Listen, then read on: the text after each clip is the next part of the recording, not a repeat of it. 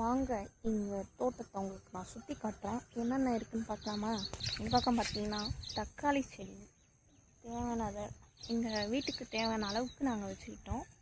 And then மிளகாய் செடி கிட்ட பார்த்தா தான் தெரியும். இங்கே பாருங்கள், மிளகாய் செடி விதை இருந்துச்சு, அப்படியே போட்டோம். வராதுன்னு நினச்சேன், பட் வந்துடுச்சு. எதுக்கு வேஸ்ட்டாக இதுக்கெல்லாம் செலவு பண்ணணும் அப்படின்னு சொல்லிட்டு தனியாக எதுக்குன்னு ஒரு இடத்த ஒதுக்கி அதை போட்டு முளைக்க வச்சாச்சு.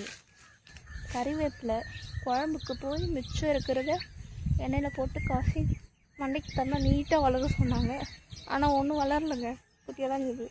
என்ன பண்ணுறது?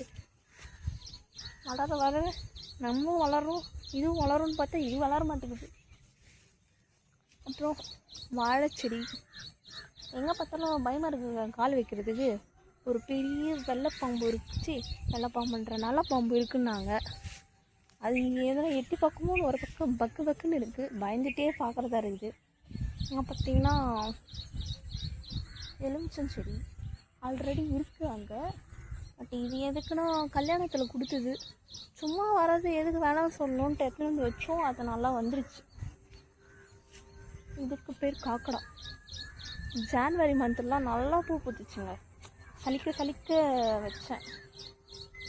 ஓகே, வீட்டில் இந்த மாதிரிலாம் கொஞ்சம் குட்டி குட்டி பிளேசஸ் இருந்துச்சுன்னா வைங்க, வரும். இது நல்லாவே வருது. ஜஸ்ட் ஒரு செடி வச்சிங்கன்னா அப்படியே வேறு விட்டு இந்த நீட்டுக்கும் வந்துட்டாங்க. நீங்களும் வச்சு பாருங்கள், ஒரு செடி வச்சாவே அதே ஃபுல்லாக ஸ்ப்ரெட் ஆகிக்கும். சரி வாங்க நெக்ஸ்ட்டு உள்ளே போகலாம்.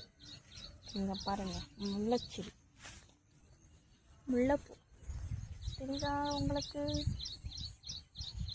முல்லைப்பூச்செடி ஆக்சுவலி இது பெருசாக தான் இருந்துச்சு. எங்கள் வீட்டில் கழிச்சு விட்றேன்னு சொல்லிட்டு அடியோடு வெட்டிட்டாங்க.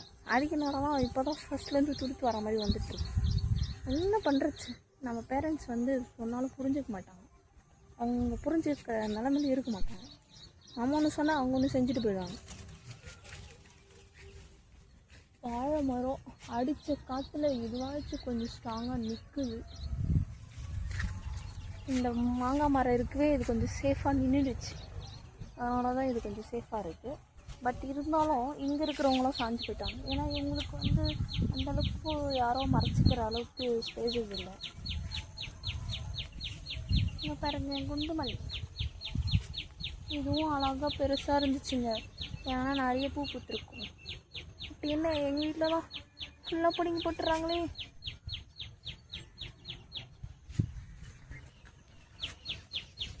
எலுமிச்சம் பழம் இருந்துச்சு, வாங்க உங்களுக்கு அது காட்டுறேன்.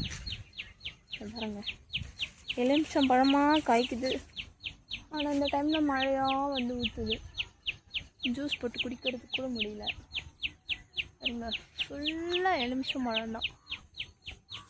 இங்கே உங்களுக்கு காட்டுறேன். இங்கே பாருங்கள், ஃபுல்லி எலுமிச்சம்பழம் குட்டி குட்டியாக இப்போ தான் வச்சிட்ருக்காங்க. பார்க்கவே அழகாக இருக்குது. இதுக்காண்டி பழமாக இருந்துச்சுன்னா ஒரு பழமும் இருந்திருக்காரு. நானே பறித்து சாப்பிட்ருப்பேன். எங்கள் அணில் அண்ணெல்லாம் பார்த்தீங்கன்னா ஒரு சீத்தாப்பழம் வைக்க மாட்டாங்க. எங்கள் வீட்டு பக்கத்தில் இருக்குது இந்த மரம். அவங்களுக்குன்னே நாங்கள் நட்டு வச்ச மாதிரி இருக்கும்.